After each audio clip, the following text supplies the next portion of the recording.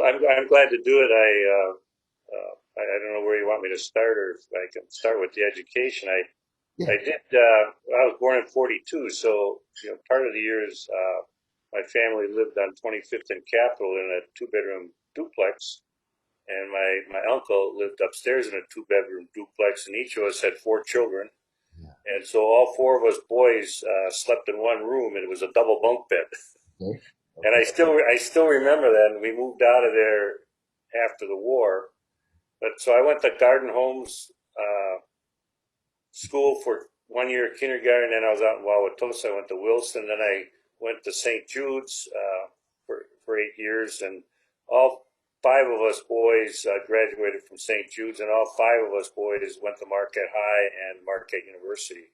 Very good. Uh, my father died when I was 14, and that kind of changed it. But my father and my mother both had an emphasis on education, and they wanted us to continue. So, all of us, worked part-time jobs after my father died to pay our tuition at Marquette High, and at Marquette U, we lived at home and we hitchhiked to school, and then we paid for our tuition and spending money also there. So it kind of worked.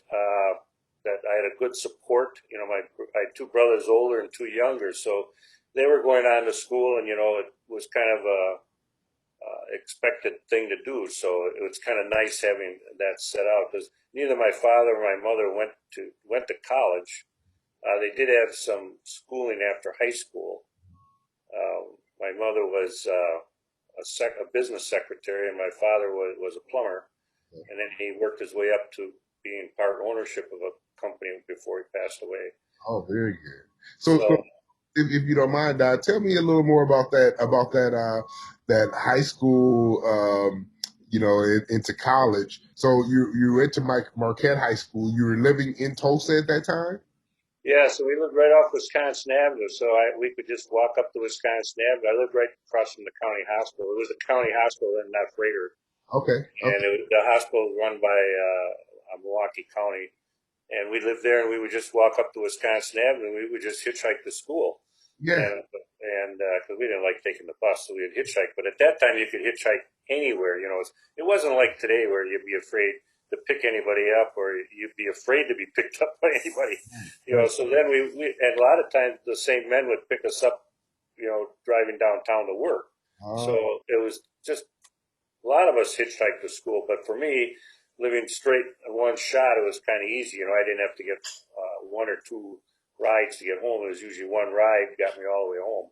So Interesting. that was handy. Yeah, I I could. did that. I did quite a bit of that in Marquette University till my job required me to get there right after school, and then I would have to drive a car to school, and then I shared a car with three of my brothers at the time. Interesting. Yeah, I mean, I find it interesting that I was going to lean more on that hitchhiking. So you would hitchhike, literally just kind of stick your thumb out, and as people were driving by, they'll pick you up, take you, and drop you off at your destination. Yeah, it was so convenient and reasonable. I mean, there was no cost involved, and it was quick. It was quicker than the bus. I bet it was, and people were just generally out to help people. I'm going in this direction. Why not? Well, I think so, and of course, the safety factor really never entered into it. We used to run around the neighborhoods and all that. I think our rule was to come in when the street lights went on, Mm, and you didn't. It wasn't like today where you worry about all the nonsense going on out there. It was just a bunch of kids. yeah. Yeah, that were concerned about their education, and it probably helped that you had you and maybe a couple other guys with you as well, Oh, sure. which was really sweet. So, what was that first job that you had when you were at Marquette University? Well, I want to go back a little bit because it starts out when in high school when I was 14, 15. That's when I started delivering papers, and my brother and I each had a paper out of about 100 customers. Of Right. course, these kind of jobs, aren't there now. And then the next one I had, I was 15, and my brother was delivering dinners for Chicken Delight, and I was a cook. So I would go in when he worked, and I would cook in the kitchen, and that was on 55th and Lisbon. And I don't know if you ever heard of Chicken Delight. They used to have several stores all around the city, and we would have they would have Volkswagens with chickens on the top, and we would deliver. But at that time, I was a cook. Okay. So then after high school, I worked construction one summer. Then when I was in engineering at Marquette University, I had a summer job with the state of Wisconsin, and I was on a survey crew. Okay. And actually did some of the surveying on the East-West Freeway and Highway 45 that goes north and south. Yes. And then I ushered for museum lectures Okay. that they held in the auditorium by MATC now. At that time it was the vocational school, and then I think it was Milwaukee Institute of Technology. So they have a big auditorium in there, and I used to usher for lectures there. And then I started working for Alan Bradley, second shift. It wasn't really second shift. I worked 4 hours a day. Uh-huh. So part of the time I worked 3:30 to 7:30 based on my class schedule.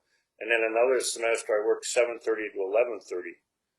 So it was and I was a production line tester. And most of the students, all the people working there were engineering students, some from Marquette, but most of them were from Milwaukee School of Engineering. Because, Alan Bradley at that time really supported Milwaukee School of Engineering. In fact, the rumor was they should have named it Alan Bradley Tech or something, because they really supported Milwaukee School of Engineering. So. Okay. No, that's wonderful. I mean, just to have that perspective, to be amongst peers that are all interested in, you said industrial engineering, correct? No, I was in civil, Civil. and that's where it goes into, building highways. I thought about mechanical, Okay. but I liked to being outside, so I ended up going into civil, and most of my career, probably half of it, I spent on construction projects, overseeing construction, where the state lets a contract to the low bidder, and then you kind of oversee what the contractor does to make sure it's built right. So we would test materials, watch what they're doing, and then we would also pay them, on a biweekly basis for the work that was completed. And then the other times I worked in the office. I worked for the state for a lot of years, but I had many different opportunities, and it was really a great career because, besides working outside on construction, I worked inside on design. I worked in the planning section. I worked in the maintenance section. I worked in the materials section. I went to Madison one winter, and I did structural ratings on bridges. And then later on, I got involved with, then I worked my way up through the engineering ranks. I became a supervisor, and I was a construction supervisor. Then I was a design supervisor. And then I became a section chief that oversaw construction and design projects. And part of that, what I did then is I wanted to branch out, and I got into quality-based leadership training. Okay. And we were sent to 3M in Minnesota. They ran the program to train us to be trainers. And then we trained the employees in the DOT and throughout the state of Wisconsin government on quality-based leadership. And probably the biggest thing is to do it right the first time. It's always more economical. But it was really interesting getting into it, and probably what led me to it. For about 20 years, I actually taught surveying at night school, where we would have classes one night a week for 3 hours, and then I would take the students out for about 5 Saturdays, and we would do survey projects in the parks. One time around the school, then I went to Marquette Park and the Lake Park, where they fly the kites and that. So I had experience in that end, and that kind of whet my appetite to try to do something else, because, as you move through life, you kind of change what you're doing. I don't think anybody really continues doing the exact same thing forever. You have to have a little variety, and I was able to get the variety and keep the same employer, which was really a great opportunity. Now, the state working in civil service, their pay isn't always the best. when times are good, our pay is low. When times are bad, our job looks really good. Yeah, You know, yeah, so yeah. it kind of fluctuates. It kind of fluctuates up and down. And I know some people left the Wisconsin DOT and went to work for consulting firms or contractors. And I had opportunities, but usually when I had an opportunity to work for somebody else, it was right at a time when my wife was expecting another baby, and or in the end there, I thought it would break my family up, because part of my family would have stayed in the Milwaukee area and part of us would have moved to the Madison area. And I thought, that's really not good for a family to split it up like that. So I didn't take that promotion, and I felt bad about it for a while. But then, the job I had in the area worked out, and I moved along. So all in all, that was good. Tell me more about that. So, you got out of college, you started, you got your internships while you're in school. Your first job was with DOT. Yes, Okay. yes, that was my only full time job after college. Wow. But like I say, I had many opportunities. A lot of places you don't have that variety with one employer. But I had an engineering degree, but people that do not have an engineering can also get into like the technical area, the technician area, and they actually offer a program at MATC. It's like a 2-year program in civil technologies. I don't know exactly what it's called, and I'm sure it corresponds with industrial engineering may have a similar thing. So you don't get an engineering degree; it's usually a 2-year degree, and a lot of our technicians that worked with me had that 2-year degree coming out of MATC. And they had similar opportunities to work in construction and in the wintertime to work in design. And of course, because you can't do as much construction in the wintertime. So when you come in the office, someone would work in the planning area to do studies, traffic studies and what have you. And so there are different opportunities. So the engineering technicians with the 2-year program had the same opportunity that I had with the engineering program.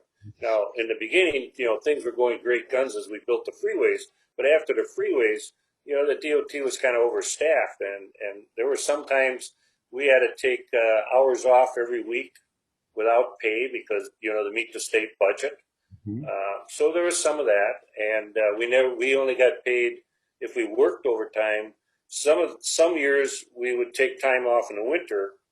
We wouldn't get paid for the overtime, but if we got paid, it was just straight pay. It was never time and a half. It was just straight pay for overtime. So you could say that's a detriment too. But all in all, like I say, it was a good career, and in the end, my last 10 years, I was in charge of the market interchange replacement, and that took 10 years of my career right there, and it was $1.3 billion project that we winnowed down to about 900 million to build in that 4-year period, and that was the greatest thing that you could get involved in. It was a super project. It went well. Nobody was killed. Nobody was seriously injured. We got done ahead of schedule and under budget. And I kind of reported at that period of time almost directly to the secretary of the DOT and to the governor to make this project the success it was. And it was at that time the most successful project in the state and probably one of the most successful ones in the country. And that's why I worked till I was almost 68, because it was such a neat thing to be part of. Every day was a rush, good rushes and bad rushes. Some days were just terrible. Yes, sir. Yes, But sir. and stressful. But to be part of that, to do that in Milwaukee, and I probably met 300 times with different organizations, explaining the project, and different groups of individuals to explain the project and how things would work during construction, and so I was all over Milwaukee with different groups. Interesting, interesting. That this is I want to dive more into depth, but this is a 2-part interview. So the first one is just really just getting this broad understanding of, like I said, your pathway from grade school to your career. How many years were you with the DLT again? 45. 45 years. So in that 45 years, having that commitment, being able to grow within that job, what is some advice that you can give some of these young people that are, either in high school or in college, getting ready to have their first couple careers, just to stay, consistent? Because it sounds like you're the biggest thing I hear from you and everyone. My mother was born in 44, that commitment, staying in there for the long haul. But what is some advice that you can give some young people to help them be successful as you were? I think school is the big thing. And consistency, and you can say, well, grades are all important, and they are, but consistency is being there whenever you're supposed to be there. And I think that's the most important thing in a job too, is to be there on time, ready to go to work, and that's a big part. Um, as I said, I did have support from home, but education is a big thing, and you can take the role into college, any of the careers that are there. But there's also a career through MATC. If and you don't have to be an electrician or a plumber. There are technical areas to get into there too. But to me, schooling is what really opens the door for you, and that's where I see a lot of children fail. They maybe slough off too much. They don't maybe look long term, but the better education you have, the better chances you have. And I think that opens up more doors. The less education you have, you're kind of narrowed into the job market. And Yes. of course, the job is one part of your career. The other part of your career is just, being the person that you want to be, and being true to yourself and being true to your family. Yes, sir. Yes, Yeah. sir. Speaking on that, I'm gonna ask you one more question. I really, we're gonna dive more into that. But you're married, sounds like, and have how many children? We have four. And they're all grown up. My oldest is 54. I one at 54, 52, 49, and 38. Wow, congratulations. Any of them? Well, that's really interesting because that's almost the same breakdown of my mother's four children. Okay, Yeah, so I'm the baby of the four, so okay. that is really cool. And did any of them follow the same path as you and got into engineering as well? Absolutely not. They looked at my career, and like I said, I built freeways a lot, and then and I worked on the freeways into the airport, and then we started doing a lot of repair of freeways, and sometimes I was working nights. And they Mm, say, I'm not going to work like that. So they went a different path, and I would say my oldest son has a degree in economics. He works for Chase Bank, okay. and that his career worked out too. He's been with the bank. Well, he started out with a different bank, and Bank One, and then he got merged into Chase Bank, and he's been there almost his whole working career. My next son, he's got a degree in business and a master's in education, and he worked for Follett Publishing, which he actually was setting up libraries in schools. So Hmm, he visited a lot of the Milwaukee high schools, but libraries now are all electronic, so he works in their corporate office. And my daughter, she had probably the most jobs, and she has a degree in business, but she also did her own catering business on the side, and she worked in restaurants, and she tended bar, and she likes the food industry, and she ended up being a trainer for Harley Davidson. She ran their ridership training programs around for the world, and then just the U.S. And then a year ago January, she quit because she just was stressed out. Harley kept shrinking and losing money, and the job got too stressful. She left. And my youngest son, he's got a degree in geology, and he runs a restaurant. wow, The wow. two don't even go together. So it is what it is. In fact, he has the Milwaukee Sail Off restaurant down there on the end of Erie Street. Okay, okay, yes, I'm familiar. I'm Yeah. familiar. That is awesome. So they all, the education part, we encouraged, and I wasn't able to go away to school, so I helped them as much as I could, because with four I couldn't help them a lot, uh, to go away to school, but they went all to state schools Okay. right here in Wisconsin, so they did have a chance to experience going away to school and all that. But Uh, we're really fortunate they all live right in the Milwaukee area. yeah, that is beautiful. In fact, two of them live in Milwaukee. Oh, really? Oh, yeah. I can imagine with the one running the restaurant here. I can imagine he's very close. Sure. That is wonderful. Well, this has been great, Don. Again, this is I the would. I don't have. I'd like to say one more thing because the next time we talk, give it some thought. okay. For 15 years, I ran a minority engineering program at the Wisconsin DOT. Okay. It started out of the legislature, and a fellow from over in Madison kind of oversaw the program. But most of the program was conducted in our Milwaukee office, in our Waukesha office. And we would recruit minority students that were interested in engineering, and they would work for the DOT during the summer in whatever ability they could, and then they would go to school during the school year, and we would give them some grant money for their tuition. Okay.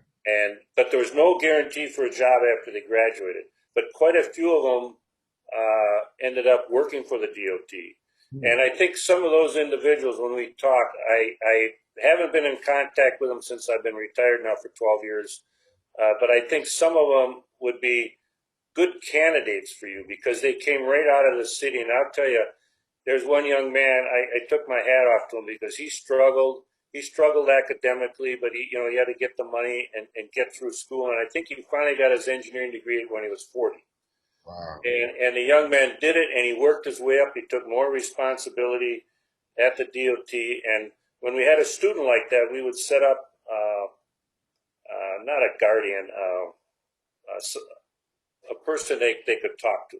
A mentor. And, yeah, and he moved his way up. He's a supervisor. The last time I heard, and it was quite successful. And then he was from the black community. We had a couple from the black community. We had a couple from the Asian community, a couple from the Hispanic community, and it was interesting to see it really worked. And because they had that job in the summertime, that connected with people and kept them connected, and that's where that was, like you said earlier, you get into a part of a family where they had a work family, and they worked, and some of them came from pretty tough backgrounds, and they were able to do it. Something that I was never able to. And I had one young fellow from Vietnam. He left Vietnam when he was 12, and he came to Milwaukee. He couldn't speak English. He had to find his brother, and he worked through Milwaukee Tech, and just amazing what he survived to get all the way where he was. He came from halfway around the world, and there's a guy that was unbelievable. Yes. Well, if you would be so kind to connect us with those individuals, we would greatly appreciate it.